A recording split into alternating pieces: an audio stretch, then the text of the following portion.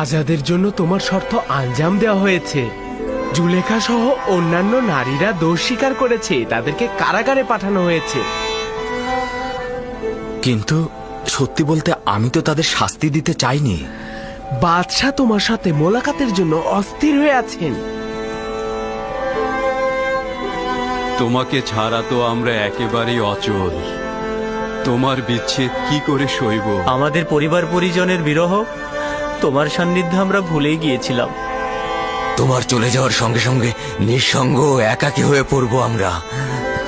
তোমরা তো এখন খোদাকে পেয়েছ, তাকে কিনারে রেখো, তাহলে জেলখানার দুর্বিসহ জীবন ও ইউজারসিফের বিরহ অনেক সহজ হয়ে যাবে। আমি তো সবসময় তোমাদেরকে দেখতে আসব, আমি তোমাদেরকে একাকী করে রাখবো না।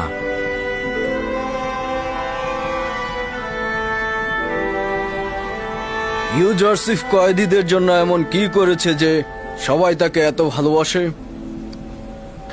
ইউজারসিফ ওদের প্রকৃত বন্ধু, পথপ্রদর্শক, পরামর্শদাতা ও দুশ্চিন্তা দূরকারী। বাচ্চা আমেনহোতেবকে বলবে যে ইউজারসিফকে ছাড়া জেলখানা একটা পরিত্যক্ত বাড়ি ব্যতীত আর কিছুই নয়। আপনি বাদশাকে বলবেন যে আপনাকে আমাদের কাছ থেকে কেড়ে না নিতে, আমরা আপনার সঙ্গে থাকতে চাই।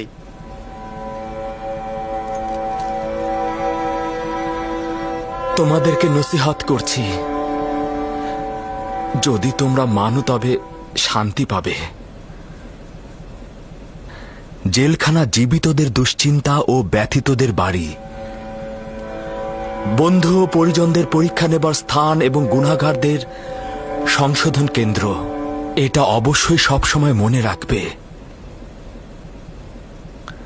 নিজেদের রুহকে পরিশুদ্ধ করো এবং নিজের ভেতরটাকে তৈরি করে নাও।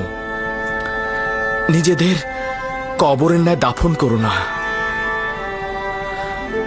কথা দিচ্ছি অতি দ্রুত তোমাদের দিদারে আমি আসবই আসব। আমার বন্ধু সকল, খোদা হাফেজ। খোদা হাফেজ।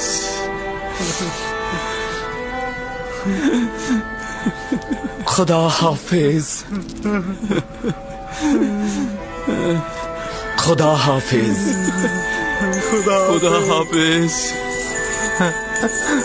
এ খোদা নবী, খোদা হাফেজ। খোদা তোমার হেফাজত করুক।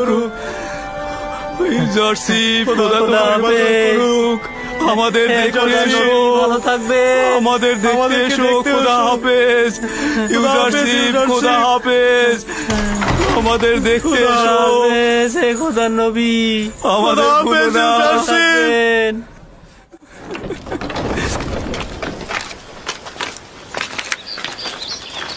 ইউজারসিফ, আপনাকে বহন করার জন্য পালকি আনা হয়েছে।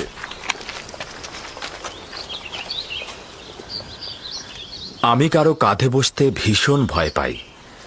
আমি এসেছি তাদের বোঝা কাঁধে তুলতে, নিজেকে বোঝা করে তুলতে নয়। চিন্তিত হবেন না, ফেলে দিবেন আপনাকে তারা।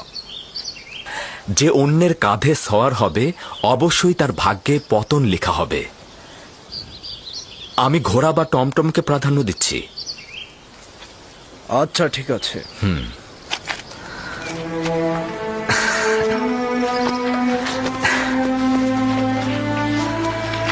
খোদা হাফেজ। খোদা হাফেজ। খোদার নবী, আপনি আমার টমটমে আসুন।